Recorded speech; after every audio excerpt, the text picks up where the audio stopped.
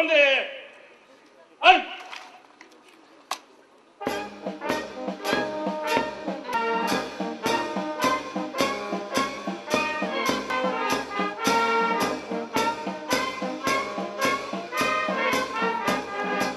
Për herë të parë në historinë e saj, ushtria shqiptare dërgoi një femër me misionet paqëruese në Afganistan.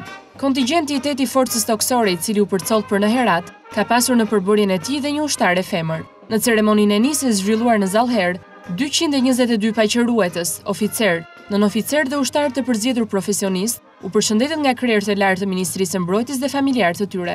Ky kontingjent i nisur do të ketë një mision 6 mujor me komandant nën kolonelin Tefik Çepa. Sipas burimeve zyrtare pranë kësaj ministrie, mësohet se kontingjenti u nis në bazë të rotacionit të ndërrimit të misioneve, duke ndërruar në këtë mënyrë kontingjentin 3 dhe 7 të Këmbësorisë Malore, të cilët me 27 janar të këtij viti do të kthehen në Shqipëri.